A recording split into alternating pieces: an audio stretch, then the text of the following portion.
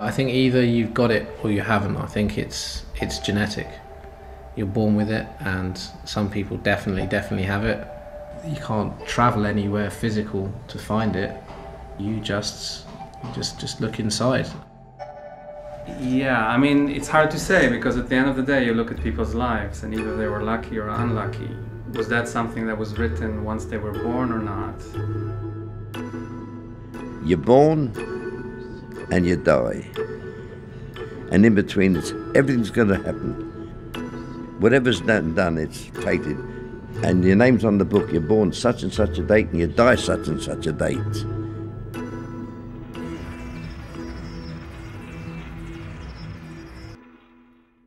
Just because you happen to have been born on a certain day, in a certain month, in a certain year, to certain parents in a certain country, with certain opportunities and certain, etc., certain weaknesses and certain advantages, does not condemn you to live a certain way.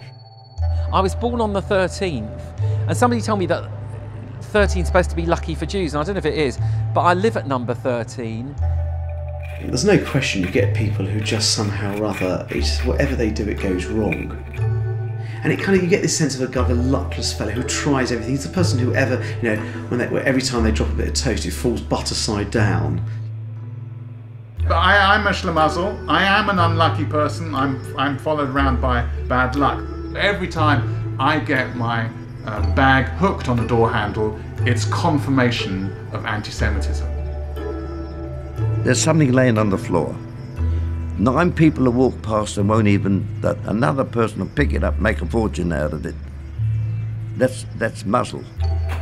But this word muzzle, you see, is translated as luck. It's a bad start. This doesn't mean that. So the word muzzle actually comes from a word which means flow. It means a kind of a flow from the upper worlds to the lower worlds, which you might call luck.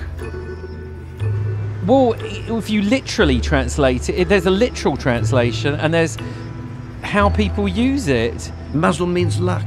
That's what it means there. A little bit of luck is worth more than a ton of hard work. Just a little bit of luck.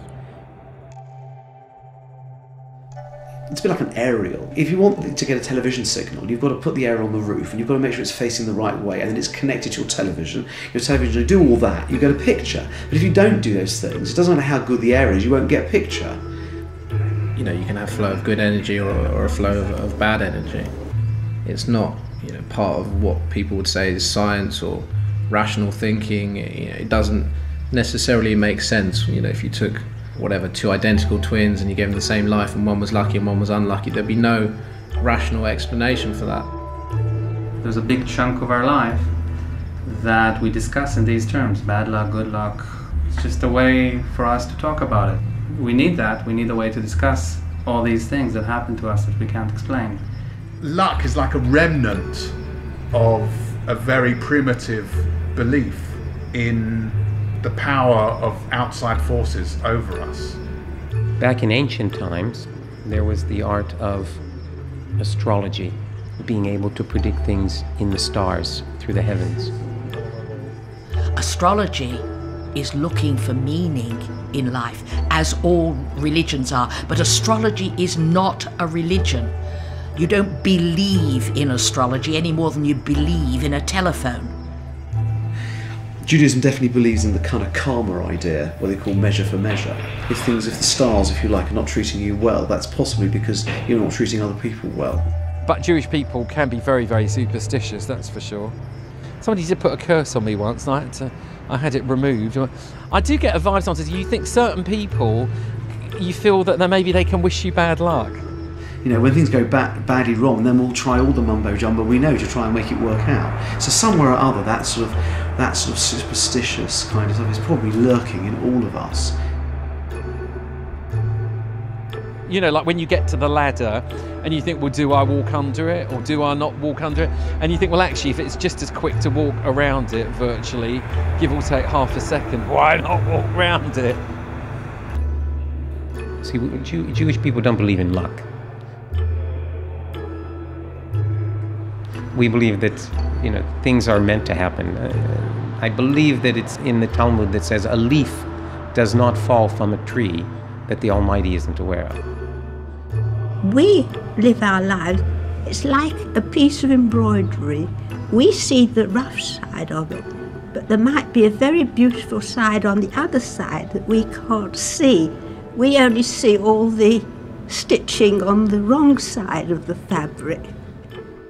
People are looking for deterministic things because the world is very confusing. Religion, a lot of times, is about trying to relieve anxieties and fear.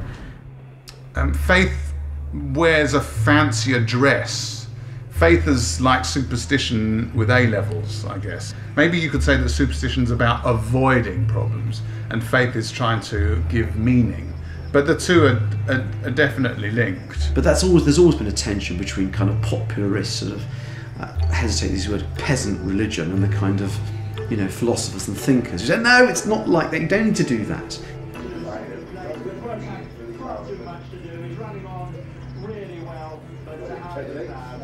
It all depends on your psychological standpoint, whether you call the thing luck, chance or fate. Luck makes us feel a little bit better. You feel there's a dice rolling, it could have easily rolled a different way, and maybe it will in the future. Chance creates the impression of a universe in chaos. And fate creates the impression of some big bastard who's controlling it. It's a very complicated situation, and you need a language to discuss that, to feel that you're controlling your own personal reality. We're becoming more and more rational, in inverted commas, and luck, the territory that was occupied by luck, is being gradually annexed by religion and then science.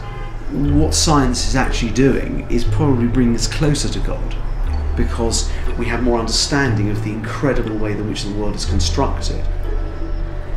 If you look at it, when the scientists get to the point of who created the universe, they know as little as a religious person. And science tells you the limits of what you know. It can't tell you what you don't know. It can't say that it's the black swan theory. It can't tell you what won't exist. Every so often you're going to get a massive unexpected event which turns all your previous knowledge upside down on its head. That's why we were fascinating with whether there's a God or not. It's related. It's all the things that we don't know how to deal with. We don't know how to predict. We can't control them. Control is a way to, deal with fear or the illusion of control. I predict that luck will make a comeback, and I just think that at the moment we're so into explaining everything. If you look at quantum mechanics, there's a lot of luck in quantum mechanics, quantum physics. It's all random. You're much more aware of sort of the invisible. We're really just like shadows. To ourselves we're solid, but we're not really. We're really mostly empty space. There's a limit to our ability to understand things, especially human behavior. So I think there's no fear for luck. It's easy to hide behind luck and say, oh, I'm just an unlucky person, and that absolves me of any kind of responsibility, any introspection, any improvement. We are responsible for all that happens to us. We are responsible for the interpretation we put on what happens to us. And that's where luck and bad luck are complete bullshit. You make your own luck, you make your own unluck. And you wake up in the morning, if your eyes are open, you make the best of the day. It's a blessing. Everybody wants to be loved, everybody wants to be blessed. When you throw the dice, or you spin the wheel, or you flip the coin, somehow or other, some force in the world is smiling on you, and you've come up tops by beating the probabilities, by beating something that's not necessarily in your favour. Who thought I'd live to 101? Not in a million years. If you're lucky, you're lucky. If you're unlucky, you're a Schlimazeltov. If you're unlucky.